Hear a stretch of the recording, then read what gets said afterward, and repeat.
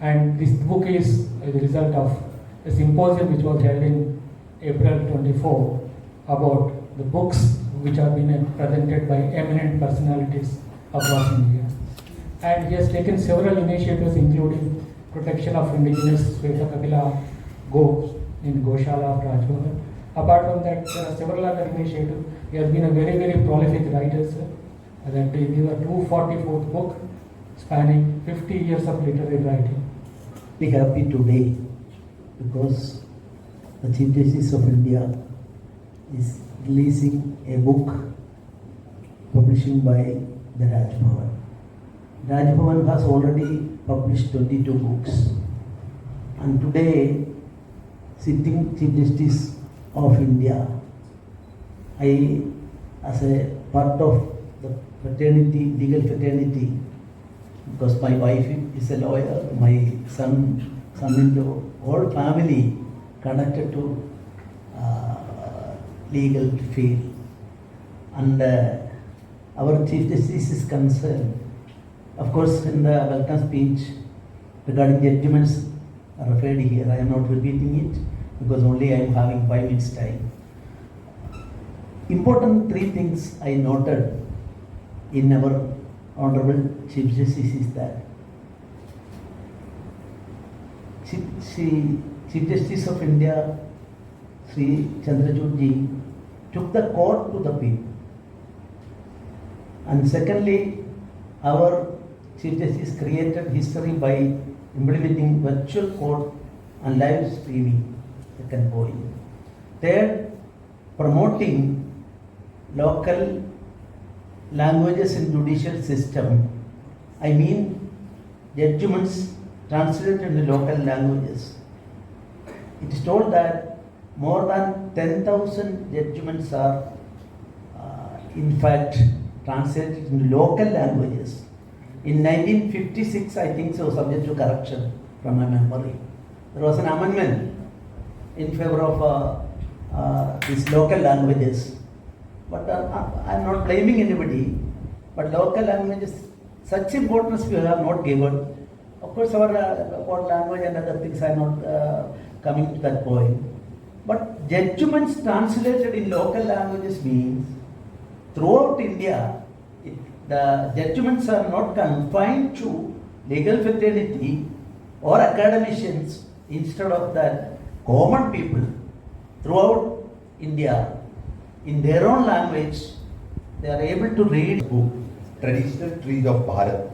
The work compiled and edited by Honorable Governor of Goa, Sri P.S. Sreedharan Pillai. I extend my heartfelt congratulations to Honorable Governor for the success of his endeavor that symbols of the deep-rooted connection between our ancient tradition, our natural environment, a connection that has shaped a very soul of our Bharat. I am very happy and honored to witness the success of Honorable Governor's research journey that has culminated in this literally the piece of the art narrates the tale of our great nation. The release of the Traditional Trees of Bharat comes as a continuation of the Honorable Governor's inspiring work, follows the Heritage Trees of Goa, and which was published just few months ago. I would like to sincerely congratulate Honorable Governor for his efforts towards creating the awareness about our natural heritage and our bringing to fore the profound wisdom that our ancestors cherished and practiced. I am aware that this book is a significant endeavor to bridge the knowledge of the past with the scientific wisdom of today. Us that in India, trees are more than just part of the landscape. They are living entities with deep spiritual and cultural significance. The book by the Governor beautifully captures this essence, reminding us not only of their sacred importance, but also of their practical role in sustaining life. Trees serve as the lifeblood of ecosystems, providing shelter and protection to countless species of animals and birds. From the smallest insects that burrow into the bark to birds that nest in the branches, trees are nature's sanctuaries. Beyond offering shelter, trees provide food and nourishment. Fruit-bearing trees like the mango and the jamun sustain not only humans but also myriad of wildlife, from birds to bats to deer. In forest, trees form a complex web of life where each branch, leaf and root plays a vital role in the balance of nature. In my previous residence as a judge of the Supreme Court, before I took over the Chief Justice of India, we had a beautiful moringa tree.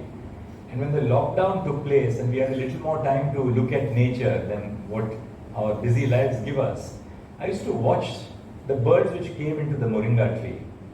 Each of these birds, whether it was a parrot or any other bird in the ecosystem, would open the drumstick, open it very carefully, not destroy the whole of it, open only that much that was required to sustain itself for that moment, eat it and run away and fly away. Likewise, in our garden now, we all created pots of water which we put in different parts of the Supreme Court compound, because birds were falling dead in the heat. We also kept food for them in the form of grains. One thing which always struck me was, however hot it was in Delhi, the bird will not continue drinking water. The bird will take only 1 drop of water or 2 drops of water. They do not bother about tomorrow or the later part of the day, as we humans believe. We are always bothered about what will happen tomorrow to us, to our children. Birds only live in the present, and nature only lives in the present. That's something which is a great life's learning experience